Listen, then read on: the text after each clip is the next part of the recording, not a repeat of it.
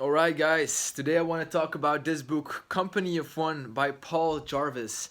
Now, quickly going to summarize it, so stay here, stay attentive. It's going to last, I think, 5 minutes, and I'm going to give you some key inputs from this book, alright? Company of One, why staying small is the next big thing in business. Wow, that was a very interesting read for me personally. So, why did I pick up this book? First of all, because I run a company on my own, in which I work with freelancers. So I was like, okay, let me pick up this book and let me figure out why the author actually makes a claim for staying small and run a business on yourself, working with eventually with some freelancers. Okay, so first of all, what is a company of one? Well, Paul Jarvis defines a company of one as simply a company that questions growth. So this is actually a funny thing because society has really incorporated a vision in which it says that business success has to do with more revenue, more employees, more customers. That's the typical traditional way of business success, how most people define it. It's once you start doing well, once you have a good product, scale everything up, have more employees, have a bigger building, have a bigger infrastructure, and being bigger. And Paul Jarvis says that being bigger doesn't mean being better. And that's actually the whole point of the book. It says, like, okay, you can have all those things like more revenue and more employees, but this also brings more complexity. And I'm actually going to read a quote right now. So that really summarizes it well. It's from the book. I'm going to read it. So it says, the author says, a company focused on growth often puts into place complicated systems to handle exponential volume and scale, which require more resources, human and financial, to manage. And then which require more complex systems to manage the required resources or the increased resources, and so on and so on and so on. And as he says, Buddhists call this the insatiable quest for growth. It's a hungry beast and it never ends. So people always want more until you have an unsatiable beast which can really explode. And I actually saw lots of companies, even he mentions in the book, like companies like Starbucks actually had to slow it down because they were guilty of this insatiable quest for growth. So it really comes down to this. The bigger you become, the more complexity you add, and the more problems you will have on your head.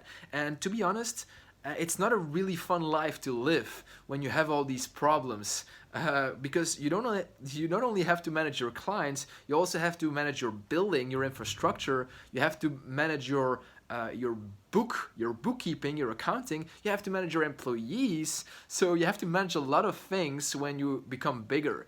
So Paul Jarvis really makes the claim for why is that defined as business success? Why not take another perspective on this? Why not stay small and have a lot of less troubles with your business and your life, probably? Okay, so let me now dive into what are the specific advantages of a company of one. Okay, so a company of one, let me be clear on this, is a company that you run on yourself or with a small group of founders. Okay, so it doesn't have to be you alone. It can be you and a couple of other people, or it can be just you working with freelancers. Okay, that is a small business. Let's say like you are a small business owner. Okay, that's what a company of one means. Okay, so what are the advantages of a company of one or a small business? So first of all, autonomy. You can actually build your business around your life. That's the big advantage of a company of one. You will have the freedom to determine who you're going to work with, who your clients are, which processes they're going to follow. That's also something that's very beneficial in a company of one. You are the one in charge. You have a lot of autonomy. Okay. So you can actually live the life and the business that you want. Okay. So the second one is speed. You are able to pivot when market conditions change. That is also a crucial realization that I had. Like, okay, what if something changes in the market? Like when you're a big business and you have a lot of employees, then and suddenly like a crisis hit or something happens in the marketplace, it's really hard to pivot, right? To pivot, I mean to change direction, because you have so much processes and business structures in place that you can't change in a minute. So when you're on yourself, you can actually move very quickly based on just your vision or your good feeling, right?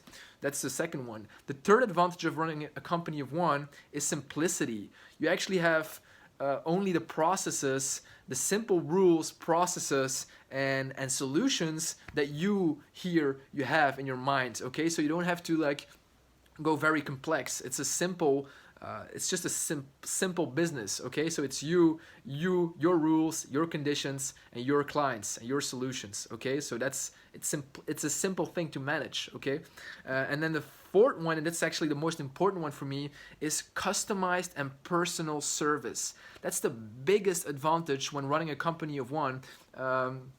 And that's what the one I admire the most when I what I do in my business is you can really tailor your service, your personality to your clients. Okay, so when you're small, you can actually be very personal in your approach, in your communication with clients. When you're a big business, and I see this, I help businesses with their content marketing to help them get more leads and sales, and I see like a lot of bigger companies in my niche, in the marketing agency niche, they don't deliver very personal service. Like, why? Because they have a lot of employees and there's no real personality behind something in the business. Okay, so when you're on yourself, you can really add your personal, your vision, your personal, your values to the clients. Okay, that's a fun thing to do. So that's the fourth big advantage. All right, so a company of one is also, I mean, it's not. And that's what I'm gonna dive in now. A company of one requires a few things to be able to do it. Okay, so you can. It's not that you're gonna, say tomorrow I'm gonna start a company of one and it's all gonna be fairy tale, right? So what's required to run a company of one? Let me dive into this right now. So first of all, and that's really important, you need a core skill that helps solve a problem for someone. Okay, that's the first thing you need. Okay, you need a core skill. For me, it's content marketing, it's online marketing. For you, it may be, poetry or art or painting. I don't know what it is, but you need a core skill that helps solve a problem for someone. Okay, that's the first thing you need. And I see this a lot of times when with friends or acquaintances, they try to start a business and they focus on the wrong things. Like they focus on, oh, I have an ID, now I need office space to manage my ID, or I need a business card, or I need a brand new website. No. I made the same mistakes. I built a website, now it's almost pointlessly like useless. That's how a lot of people do it. They have an amazing idea and then they need a website. Okay, no. You first need a client that listens to you and pays you to solve their problem. That's what you need. You don't need a fancy website. You don't need fucking business cards. You don't need office space. You need to solve to solve the client's problem. Okay, that's what you need. Okay. Once you have that, once you have a core skill that solves a problem, you also need a kind of a few skills that will help you very well. So you need a good portion of marketing and sales skills. Okay, so why? Because you simply have to present yourself, and you still have to sell someone on your ID. Okay, it's not that customers are just gonna flock to you and or fall in your and fall to you. It's not gonna happen. So you need to have an understanding of psychology, how communication works, how sales and marketing work. The second thing you need is leadership. Okay, you have to be able to not only lead yourself but also your clients, your time.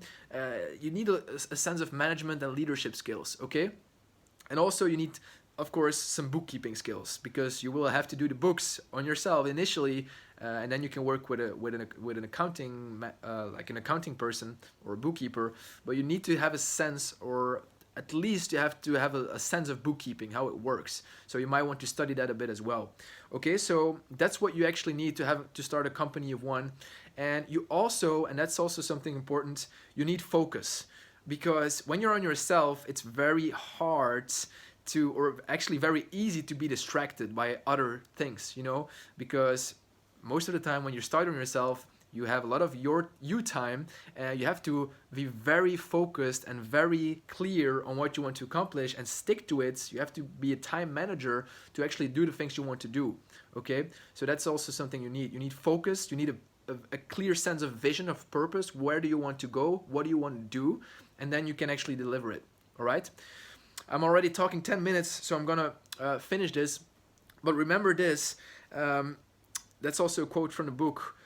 If growth isn't the goal, what is it then?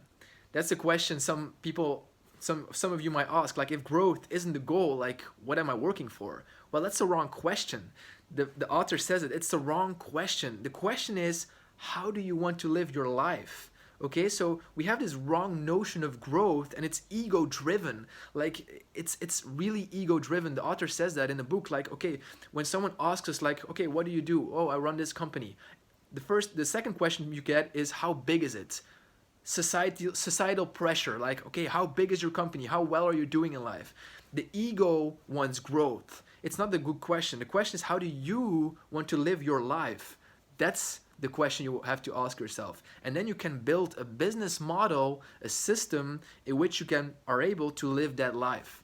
Okay, so that's what the author says, and I really believe that's very practical, because a lot of businesses are funded or are just hungry for growth, and they even don't know why. It's most of the time it's just ego wanting to be bigger. It's not a very logical, rational idea. It's an emotion of ego, of wanting to be, have a higher social standing. But it doesn't make sense, because, you can be bigger, but you can have like more stress, and like your life might actually deteriorate or be worse when you're bigger. Okay? So you have to ask yourself, how do you want to spend your days? And how can you build your business around your life? That's the question you should start to answer. All right, so these were a few lessons of the Company of One. Hope you enjoyed it.